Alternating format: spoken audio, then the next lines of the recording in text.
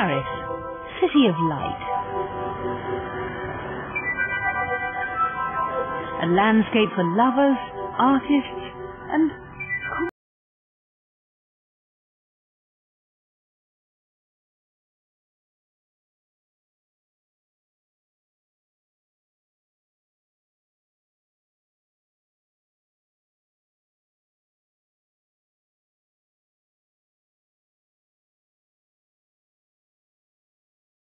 the aesthetic element is really important. It's a very spectacular sport because it's not meant for self-defense, but rather for competition or pleasure. We emphasize the aesthetic nature of the movements to make them visually appealing, so that people feel they're doing something beautiful. Maybe not effective, but certainly beautiful.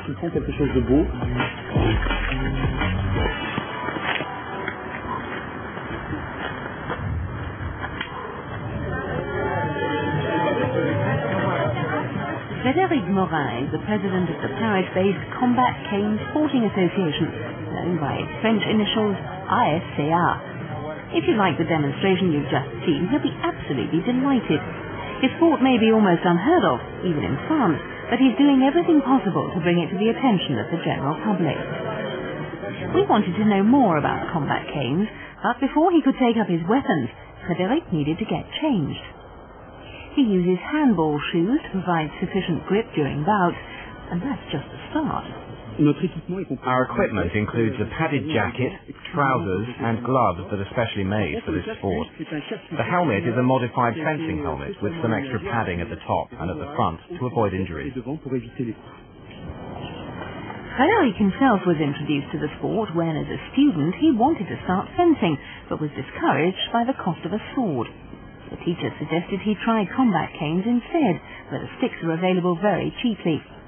From first sight, Morin was hooked. For another combatant, the very simplicity of the canes is a big part of their appeal. The main advantage of this sport is that it's so accessible. You only need a cane and a few lessons, and then you can go and do it almost wherever you want. You can go for a walk in the woods with some friends and just have a few bouts with the canes without being too violent. You find a quiet space, you just mess about with the canes. It's aesthetic, it's just great. Like many martial arts, respect for one's opponent is a principal tenet. Each bout begins and ends with the traditional salute. Visually, this discipline has a certain similarity to kendo and fencing. However, the joy for many cannistes, as the combatants are known, is that this sport is much more fluid and uninhibited than others.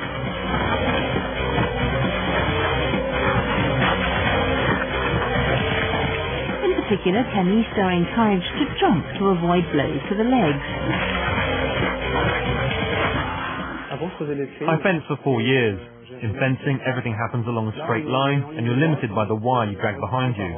With the cane, you have much more space to move around. There's a circle, 9 meters in diameter. Within that, you move as much as you want, in all directions. You have more freedom to do what you want, and I really like that. There can be few people who, while growing up, didn't pick up sticks and enjoy a mock duel with a friend. Though this sport allows adults to tap into that sense of fun again, there is a definite underlying structure and discipline. The canes are 96 centimeters in length, and a canniste may use 1 or 2 at any one time. Combatants may only use 6 prescribed striking blows. Mastering these maneuvers takes a little time for a novice. As well as a cane, a 140 centimeter staff is sometimes used. Although additional striking blows are permitted with this, because of the increased danger of the weapon, it's reserved solely for practice and is not used during competition.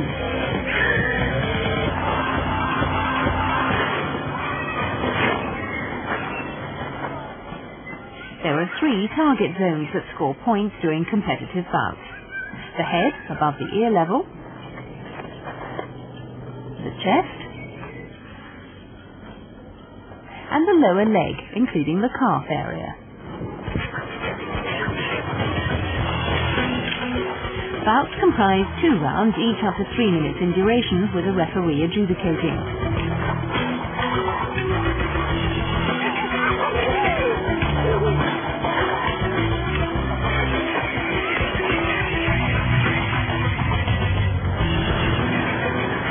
19th century, this area of Paris around Boulevard Saint-Martin was the home of several combat cane academies.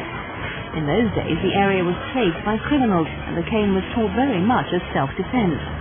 It was closely associated with savate, French boxing. In savate, legs as well as fists are employed. By using a stick, combatants had 3 defined striking ranges: arm's length, the length of a leg, and the length of an arm and stick together. The academies are long gone now, and today it's estimated that there are less than 2,000 canistes in France. Morin is trying to change that and run several classes each week.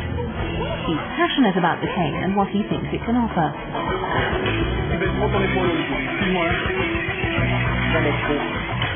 I'd like it to become a really popular sport, especially amongst young people and children, because it's just a fantastic pastime and teaches you so much. I'd like more adults to take part as well, because you really can get into the sport so quickly. You can practice with someone as soon as you grab a stick. In a word, I'd like the sport to become more popular than it is now.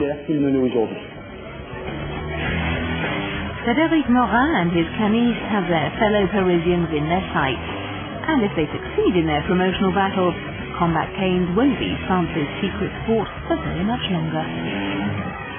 Cut there. Okay, that's great, guys. Thank you. Now for the rest of this week's news.